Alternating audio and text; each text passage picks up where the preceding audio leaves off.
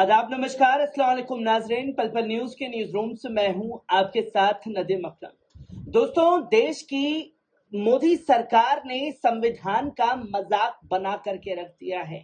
वो मैं ऐसा इसलिए कह रहा हूं क्योंकि अगर कोई कार्य मोदी सरकार की जी हुजूरी में कर दिया जाए तो मोदी सरकार के लिए वो देश हित में बड़ा कार्य हो जाता है।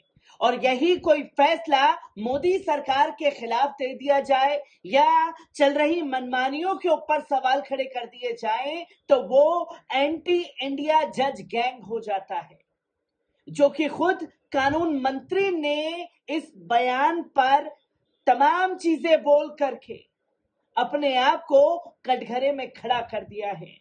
और दोस्तों, जो सीजीआई, जो देश के जजेस हैं, वही एंटी इंडिया काम करने पर उतारू हैं। ये कहना है किरण रिजिजू का, क्योंकि समय समय पर इन जजों ने केंद्र की मोदी सरकार को आईना दिखाने का काम किया है। और इसके बाद कॉलेजियम विवाद के बाद केंद्र की मोदी सरकार और खासतौर पर सुप्रीम कोर्ट आमने सामने है, जहां खास तौर पर यह कहा गया कि देश के जजों के ऊपर हमले हो रहे हैं, उन्हें ट्रोल किया जा रहा है। और ये ट्रोल करने वाली गैंग कोई और नहीं बल्कि बीजेपी आईटी सेल के लोग हैं, जो तमाम तरह की फप्तियां कसते हुए देश के सीजीआई के खिलाफ नजर आते हैं। और आखिरकार देश के सीजीआई के खिलाफ ये जो ट्रोल गैंग है वो ट्रोल क्यों ना करे, क्योंकि खुद देश के कानून मंत्री ही उन्हें एंटी इंडिया जज गैंग बताते हुए दिखाई दे रहे हैं, जिसके बाद कई सारे सवाल खड़े हो रहे हैं। आपको बता दें कि देश के कानून मंत्री ने 3-4 रिटायर्ड जजों को एंटी इंडिया गैंग का हिस्सा बताया है। उनका कहना है कि ये गैंग एक्टिविज्म करता है और प्रोपेगेंडा करता है कि सरकार न्यायपालिका पर अपना आधिपत्य चाहती है। रिजिजू ने टीवी चैनल इंडिया टुडे के 20वें कॉन्क्लेव में ये बात कही है।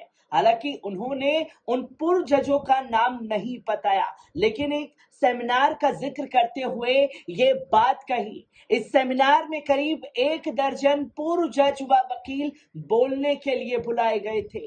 इनमें सुप्रीम कोर्ट के 2 पूर्व जज मदन बी लोकुर और दीपक गुप्ता और एक मुख्य न्यायाधीश जस्टिस योयो ललित बतौर वक्ता आमंत्रित थे। एक वक्ता ने इस पर बात करते हुए संपर्क किया तो उन्होंने ये तो माना कि कानून मंत्री इसी सेमिनार का जिक्र कर रहे थे, लेकिन रिजिजू ने ये बयान पर कोई प्रतिक्रिया नहीं देने से मना कर दिया कि वो आखिरकार किन जजों के बारे में बात कर रहे हैं। अब सोचिए कि जिस तरीके से जस्टिस योयो ललित का काल रहा, उन्होंने किस तरीके से फैसले लिए, वो तमाम तस्वीरें लोगों के सामने हैं। और मदन बी लोकुर और दीपक गुप्ता समय समय पर सरकार की नीतियों पर सवाल खड़े करते रहे हैं। और भी तमाम जज इसमें शामिल थे, ऐसे बोबड़े शामिल थे जिन्होंने तमाम चीजों पर खुल करके अपनी प्रतिक्रिया दी। और अगर सरकार से सवाल पूछने का काम देश के जजों द्वारा किया जाता है तो वो एंटी इंडिया जज गैंग हो जाता है। इसमें इंडिया टुडे के कॉन्क्लेव में एक जवाब के बाद कानून मंत्री से सवाल किया गया, बतौर कानून मंत्री आप कह रहे हैं कि भारत के टुकड़े टुकड़े गैंग हैं और भारत के विपक्षी सांसद उनसे जुड़े हुए हैं। कानून मंत्री ने यह जवाब दिया, मैं दूसरी बातों में उलझना नहीं चाहता, मैं पूछना चाहता हूं कि भारत के बाहर से फंडिंग कैसे आ रही है, कैसे ये सब ऑर्गेनाइज हो रहे हैं, कौन है वो लोग जो लंदन और दूसरी जगहों पर इवेंट का आयोजन कर रहे हैं। हाल में दिल्ली में एक सेमिनार को आयोजित किया गया जिसमें सुप्रीम कोर्ट के कुछ सेवानिवृत्त जज, कुछ वरिष्ठ अधिवक्ता और अन्य लोग मौजूद थे।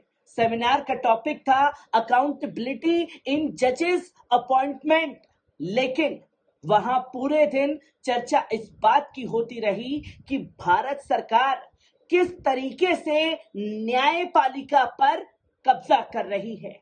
यह बात याद रखिए कि सुप्रीम कोर्ट के वर्तमान मुख्य न्यायाधीश से लेकर पुराने सीजीआई तक से मेरे बहुत अच्छे संबंध हैं। साथ ही सुप्रीम कोर्ट के सभी जजों के साथ भी मेरा अच्छा रिश्ता है। हाई कोर्ट के मुख्य न्यायाधीशों के मेरी अच्छी बनती है, जिसके बारे में किरेन रिजिजू कहते हैं। लेकिन बहुत थोड़े महज 3 या 4 रिटायर्ड जज हैं जो एंटी इंडिया गैंग का हिस्सा हैं। ये लोग चाहते हैं कि भारतीय न्यायपालिका विपक्षी दल का काम करे। कुछ लोग तो कोर्ट में जाकर ये तक निवेदन करते हैं कि इस सरकार की नीतियों को बदला जाए। वे सरकार पर रेड करने की मांग करते हैं, जिसकी तस्वीरें लोगों के सामने आती हैं। ये लोग चाहते हैं कि कोर्ट विपक्षी दलों की तरह काम करे, जो कभी नहीं हो सकता। न्यायपालिका न्यूट्रल है, जज किसी राजनीतिक दल के सदस्य नहीं हैं। फिर किस तरह से लोग खुलेआम इस तरह की मांग करते हैं? ये किस तरीके का प्रोपेगेंडा चलाया जा रहा है? कानून मंत्री ने यह भी बताया कि इस तरह की हरकत करने वाला कोई शख्स बख्शा नहीं जाएगा। संबंधित एजेंसियां एक्शन ले रही हैं और आगे लेंगी। यानी कि खुले तौर पर सरकार से सवाल पूछने वाले जजों को ही किरेन रिजिजू खुले तौर पर धमकी देते हुए दिखाई दिए। कानून मंत्री ने जिस सेमिनार का जिक्र किया वे 18 फरवरी 2023 को नई दिल्ली के India society of international law में हुआ था। इसका आयोजन कैंपेनिंग फॉर जुडिशियल और रिफॉर्म ने किया था। सुप्रीम कोर्ट के सीनियर वकील Prashant Bhushan campaign for judicial accountability and reform के संयोजक थे। उनके दिवंगत पिता और पूर्व कानून मंत्री शांति भूषण संस्था के कई पेटेंट्स में से एक था। आपको बता दें कि सत्र का विषय था न्यायिक नियुक्तियों में कार्यपालिका का दखल। इस पर चर्चा के लिए इन वक्ताओं को बुलाया गया था, जिसमें दुष्यंत दवे सुप्रीम कोर्ट के वरिष्ठ वकील शामिल थे, योयो ललित सुप्रीम कोर्ट के पूर्व मुख्य न्यायाधीश, डॉक्टर फैजान मुस्तफा नलसार यूनिवर्सिटी हैदराबाद के पूर्व वीसी, आदित्य सोढ़ी कर्नाटक हाईकोर्ट के वरिष्ठ वकील, डॉक्टर मोहन गोपाल राष्ट्रीय न्यायिक अकादमी के पूर्व निदेशक शामिल थे। तो वहीं दूसरे सत्र का विषय था बिल्डिंग अ ट्रांसपेरेंट और वक्ताओं में शामिल थे मदन लोकुर और दीपक गुप्ता, दोनों पूर्व सुप्रीम कोर्ट के जज रहे हैं। दिल्ली हाई कोर्ट के मुख्य न्यायाधीश अजीत प्रकाश शाह, मद्रास हाई कोर्ट के सीनियर वकील R Vaigai, Jindal global law school के फाउंडिंग वीसी व डीन इसमें शामिल हुए। मदन लाकुर ने इंटरव्यू के दौरान साफ तौर पर कहा कि सरकार में ट्रांसपेरेंसी नहीं है जजों की नियुक्तियों के मामले में, जिसकी तस्वीरें लोगों के सामने आई, जो सवाल खड़े करती है। और यहाँ सेमिनार में जस्टिस लोकुर ने कोलजियम की सिफारिशों पर अमल में देरी के लिए सरकार को जिम्मेदार ठहराए जाने की कड़ी वकालत की थी। जस्टिस लोकुर ने कुछ समय पहले एक इंटरव्यू में साफ तौर पर कहा था कि इस सरकार में पारदर्शिता नहीं है। जजों की नियुक्ति के लिए लागू कॉलेजियम सिस्टम में पारदर्शिता नहीं होने का आरोप केंद्र सरकार लगाती रही है। इस बारे में सवाल के जवाब में जस्टिस लोकुर ने जवाब दिया था कि पारदर्शिता कितनी होनी चाहिए, किस प्रकार की होनी चाहिए, ये तो सरकार ने बताया नहीं है। मेरे हिसाब से सरकार में पारदर्शिता नहीं है। वे फाइलों को दबाकर रखते हैं। क्यों रखते हैं बताते नहीं कि क्यों फाइल को दबाया है। क्या ये पारदर्शिता है? जहां तमाम जज सरकार की नीतियों पर सवाल उठाते हैं तो वो एंटी इंडिया जज गैंग हो जाते हैं।